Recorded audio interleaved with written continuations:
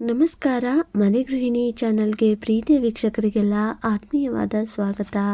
ಇವತ್ತಿನ ದಿವಸ ತುಂಬಾ ಸರಳವಾಗಿ ಸುಲಭವಾಗಿ ಅಷ್ಟೇ ಟೇಸ್ಟಿಯಾಗಿರುವಂಥ ಒಂದು ಸ್ನ್ಯಾಕ್ ರೆಸಿಪಿಯನ್ನು ಮಾಡಿ ತೋರಿಸ್ತಾ ಇದ್ದೀನಿ.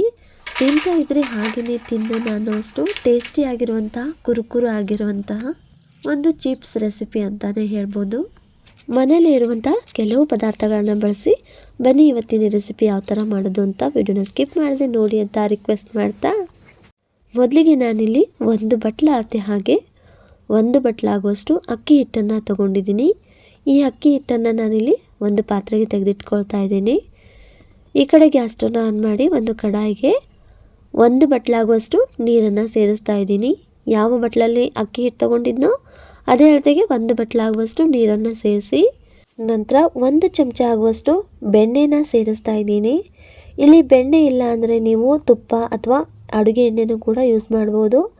ಹಾಗೆಯೇ ರುಚಿಗೆ ತಕ್ಕಷ್ಟು ಉಪ್ಪನ್ನು ಸೇರಿಸಿ ಈ ಬೆಣ್ಣೆ ಒಂದು ಸ್ವಲ್ಪ ಕರಗಿಸ್ಕೊಂಡು ನಂತರ ನೀರು ಚೆನ್ನಾಗಿ ಕಾಯ್ತಾ ಇದೆ, ನೀರು ಕುದಿ ಬರ್ತಾ ಇದೆ ಅಂದಾಗ ಮುಂಚೆನೇ ತೆಗೆದಿಟ್ಟಿರುವಂಥ ಒಂದು ಬಟ್ಲ ಅಳತೆಯ ಅಕ್ಕಿ ಹಿಟ್ಟನ್ನು ಇದಕ್ಕೆ ಸೇರಿಸಿ ಚೆನ್ನಾಗಿ ಮಿಕ್ಸ್ ಮಾಡ್ಕೊಳ್ಬೇಕಾಗುತ್ತೆ. ಅಕ್ಕಿ ಹಿಟ್ಟು ಹಾಕಿದ್ಮೇಲೆ ಗ್ಯಾಸನ್ನು ಲೋ ಫ್ಲೇಮ್ನಲ್ಲಿಟ್ಟು ಚೆನ್ನಾಗಿ ಇದನ್ನು ಮಿಕ್ಸ್ ಮಾಡ್ಕೊಳ್ಬೇಕಾಗುತ್ತೆ. ನೋಡಿ, ಕೇವಲ ಅಕ್ಕಿ ಹಿಟ್ಟೊಂದಿದ್ರೆ ಸಾಕು, ಮತ್ತೆ ಬೇರೆ ಇನ್ಯಾವ ಹಿಟ್ಟು ಕೂಡ ಬೇಕಾಗೋದಿಲ್ಲ. ತುಂಬಾ ದಿಢೀರಾಗಿ ಮಾಡ್ಕೊಳ್ಬೋದು. ಒಂದು 15ರಿಂದ 20 ನಿಮಿಷದಲ್ಲಿ ಈ ಸ್ನ್ಯಾಕ್ ಅನ್ನೋದು ರೆಡಿಯಾಗಿ ಹೋಗುತ್ತೆ. ಅಕ್ಕಿ ಹಿಟ್ಟನ್ನು ನಾನಿಲ್ಲಿ ಚೆನ್ನಾಗಿ ಮಿಕ್ಸ್ ಮಾಡ್ಕೊಂಡಾಗಿದೆ. ಇವಾಗ ಗ್ಯಾಸ್ ಸ್ಟವ್ನ ಆಫ್ ಮಾಡಿ ಒಂದು ಮುಚ್ಚಳದಿಂದ ಮುಚ್ಚಿ ಒಂದು 2 ನಿಮಿಷ ಹಾಗೆ ಬಿಡ್ತಾ ಇದ್ದೀನಿ. ಒಂದೆರಡು ನಿಮಿಷ ಆದಮೇಲೆ ಒಂದು ಸ್ವಲ್ಪ ಈ ಹಿಟ್ಟನ್ನು ತಣ್ಣಗಾಗಲು ಬಿಡಬೇಕಾಗುತ್ತೆ. ಕೈನಿಂದ ಬಿಸಿ ಮುಟ್ಟುವಷ್ಟು ಹಿಟ್ಟು ಆರಿದ್ರೆ ಸಾಕಾಗುತ್ತೆ. ನೋಡಿ, ಈ ಥರ ಹಿಟ್ಟು ಸಾಫ್ಟಾಗಿ ರೆಡಿ ಆಗಬೇಕು. ತೀರಾ ಗಟ್ಟಿ ಆಗೋಲ್ಲ, ತೀರಾ ಸಾಫ್ಟ್ ಆಗೋಲ್ಲ, ಮೀಡಿಯಮಾಗಿ ಈ ಥರ ಇದ್ದರೆ ಸಾಕು. ನಂತರ ನಾನಿಲ್ಲಿ 1 ಚಮಚ ಆಗುವಷ್ಟು ಕಪ್ಪು ಎಳ್ಳನ್ನು ಸೇರಿಸ್ತಾ ಇದ್ದೀನಿ. ಹಾಗೆಯೇ 1 ಚಮಚ ಆಗುವಷ್ಟು ಬಿಳಿ ಎಳ್ಳನ್ನು ಸೇರಿಸ್ತಾ ಇದ್ದೀನಿ. ಹಾಗೆಯೇ ಒಂದು ಸ್ವಲ್ಪ ಅರಿಶಿನ, ಖಾರಕ್ಕೆ ಒಂದು ಸ್ವಲ್ಪ ನಾನಿಲ್ಲಿ ಅಚ್ಚ ಖಾರದ ಪುಡಿನ ಸೇರಿಸ್ತಾ ಇದ್ದೀನಿ. ನೋಡಿ, ಜಾಸ್ತಿ ಮಸಾಲೆ ಕೂಡ ಬೇಕಾಗೋದಿಲ್ಲ, ಇದಿಷ್ಟಿದ್ರೆ ಸಾಕು.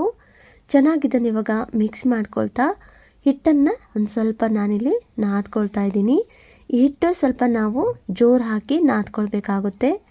ತೀರಾ ಗಟ್ಟಿಯಾಗೋ ತೀರಾ ಸಾಫ್ಟಾಗೋ ಈ ಹಿಟ್ಟನ್ನು ನಾದ್ಕೊಳ್ಳೋಕೆ ಹೋಗಬೇಡಿ. ಒಂದು ಬಟ್ಲು ನೀರಿಗೆ ಒಂದು ಬಟ್ಲು ಅಕ್ಕಿ ಹಿಟ್ಟು ಕರೆಕ್ಟಾಗಿ ಹಿಟ್ಟು ರೆಡಿ ಆಗುತ್ತೆ. ಇದೇ ಒಂದು ಮೆಜರ್ಮೆಂಟಲ್ಲಿ ನೀವು ರೆಡಿ ಮಾಡ್ಕೊಳ್ಳಿ, ಎಲ್ಲೂ ಕೂಡ ಫೇಲ್ ಆಗೋದಿಲ್ಲ ಈ ಒಂದು ರೆಸಿಪಿ. ನೋಡಿ, ನಾನಿಲ್ಲಿ ಹಿಟ್ಟನ್ನು ಚೆನ್ನಾಗಿ ನಾದ್ಕೊಂಡಾಗಿದೆ.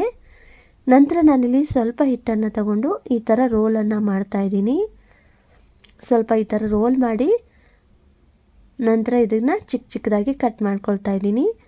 ಬೇಕು ಅಂದರೆ ನೀವು ಸ್ವಲ್ಪ ದೊಡ್ಡದಾಗಿ ಕೂಡ ಕಟ್ ಮಾಡಿ ರೆಡಿ ಮಾಡ್ಕೊಳ್ಬೋದು. ಬಟ್ ಇದು ಚಿಪ್ಸ್ ಆಗಿ ನಾವು ಮಾಡ್ತಿರೋ ಕಾರಣಕ್ಕೆ ಪುಟ್ಟದಾಗಿದ್ದರೆ ತುಂಬ ಚೆನ್ನಾಗಿರುತ್ತೆ. ನೋಡಿ, ಕಟ್ ಮಾಡಿದಂಥ ಒಂದು ಚಿಕ್ಕ ಉಳ್ಳೆನ ತಗೊಂಡು ಈ ಥರ 2 ಅಂಗೈ ಮಧ್ಯದಲ್ಲಿ ಪ್ರೆಸ್ ಮಾಡಿದ್ರೆ ಸಾಕು, ಈ ಒಂದು ಚಿಪ್ಸ್ ಅನ್ನೋದು ರೆಡಿ ಆಗುತ್ತೆ. ನೋಡ್ತಾ ಇದ್ದೀರಲ್ಲ ವಿಡಿಯೋದಲ್ಲಿ, ತೀರ ತೆಳುವಾಗುವಲ್ದೆ ತೀರ ದಪ್ಪದಾಗುವಲ್ದೆ ಮೀಡಿಯಮ್ ಆಗಿ ಇದನ್ನು ಪ್ರೆಸ್ ಮಾಡಿದ್ರೆ ಸಾಕು. ಇದನ್ನು ಲಟ್ಟಿಸಬೇಕು ಅಂತ ಏನಿಲ್ಲ, ಈ ಥರ ಕೈನಿಂದ ಪ್ರೆಸ್ ಮಾಡಿದ್ರೆ ಸಾಕು. ಎಲ್ಲೂ ಕೂಡ ಕ್ರ್ಯಾಕ್ ಅನ್ನೋದು ಕೂಡ ಬರೋದಿಲ್ಲ. ಸ್ವಲ್ಪ ಲೈಟಾಗಿ ಕ್ರ್ಯಾಕ್ ಬಂದರೂ ಕೂಡ ಈ ಚಿಪ್ಸು ಚೆನ್ನಾಗೇ ಕಾಣುತ್ತೆ ನೋಡೋದಕ್ಕೆ. ಪ್ರತಿ ಉಳ್ಳೆನೂ ಕೂಡ ಇದೇ ಥರ ನಾವು 2 ಅಂಗೈ ಮಧ್ಯದಲ್ಲಿ ಪ್ರೆಸ್ ಮಾಡ್ತಾ ಸ್ವಲ್ಪ ಯಾವ ಕಡೆ ದಪ್ಪ ಅಂತ ಅನ್ನಿಸ್ತಾ ಇದೆಯೋ ಅಲ್ಲಿ ಒಂದು ಸ್ವಲ್ಪ ಕೈ ಬೆರಳಿನಿಂದ ಅದನ್ನು ಹದವಾಗಿ ಚಿಪ್ಸ್ ರೆಡಿ ಮಾಡ್ಕೊಳ್ಬೇಕಾಗುತ್ತೆ. ಇದೇ ಥರ ಎಲ್ಲ ಉಳ್ಳೆಗಳನ್ನು ಕೂಡ ನಾನು ರೆಡಿ ಮಾಡ್ಕೊಳ್ತಾ ಇದ್ದೀನಿ. ತುಂಬಾ ಸುಲಭವಾಗಿ ಮಾಡ್ಕೊಳ್ಬೋದು, ಲಟ್ಟಿಸಬೇಕು ಅಂತ ಏನಿಲ್ಲ. ನಾವು ಲಟ್ಸೋಕ್ಕೋದ್ರೆ ಸ್ವಲ್ಪ ಜಾಸ್ತಿ ಕ್ರ್ಯಾಕ್ಸ್ ಬರೋ ಚಾನ್ಸಸ್ ಇರುತ್ತೆ. ಹಾಗಾಗಿ ಇದೇ ಥರ ನಾವು ಅಂಗೈನಲ್ಲಿ ಪ್ರೆಸ್ ಮಾಡಿದ್ರೆ ಸಾಕು. ನೋಡ್ತಾ ಇದ್ದೀರಲ್ಲ, ನಾನಿಲ್ಲಿ ಈ ಒಂದು ಸೈಜ್ಗೆ ರೆಡಿ ಮಾಡ್ಕೊಂಡಿದ್ದೀನಿ. ತೀರ ದಪ್ಪದಾಗೋಲ್ಲ, ತೀರ ತೆಳುವಾಗೋಲ್ಲ, ಮೀಡಿಯಮ್ ಆಗಿ ರೆಡಿ ಮಾಡ್ಕೊಂಡಿದ್ದೀನಿ.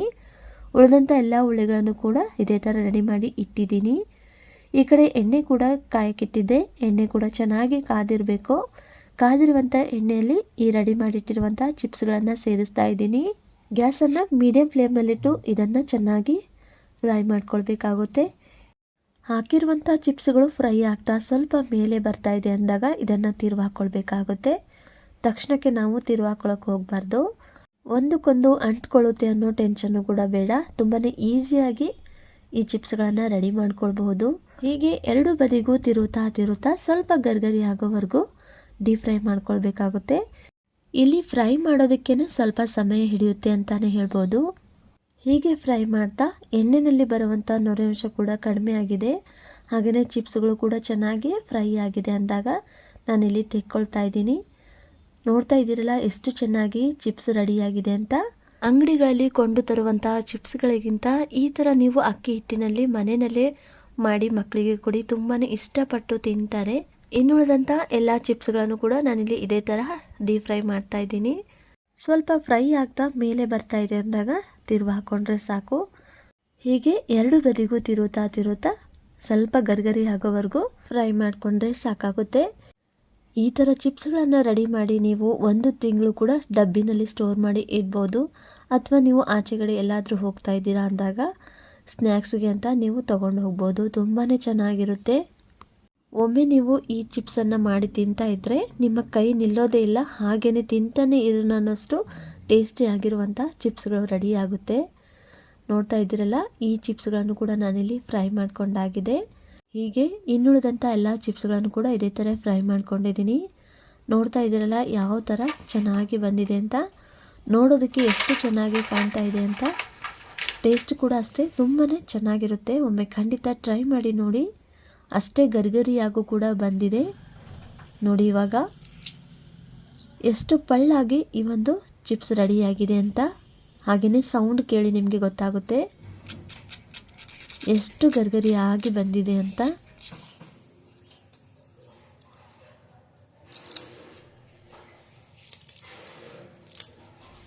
ಈ ಥರ ಕುರುಕುರು ಆಗಿರುವಂತಹ ಚಿಪ್ಸ್ ರೆಸಿಪಿ ಖಂಡಿತ ಒಮ್ಮೆ ಟ್ರೈ ಮಾಡಿ ನೋಡಿ, ನಿಮಗೂ ಕೂಡ ಇಷ್ಟ ಆಗುತ್ತೆ. ಪ್ರತಿಯೊಂದು ಚಿಪ್ಸ್ ಕೂಡ ಅಷ್ಟೇ ಇಷ್ಟೇ ಗರ್ಗರಿಯಾಗಿ ರೆಡಿಯಾಗಿದೆ ಮತ್ತು ಪಳ್ಳಾಗೂ ಕೂಡ ಇದೆ.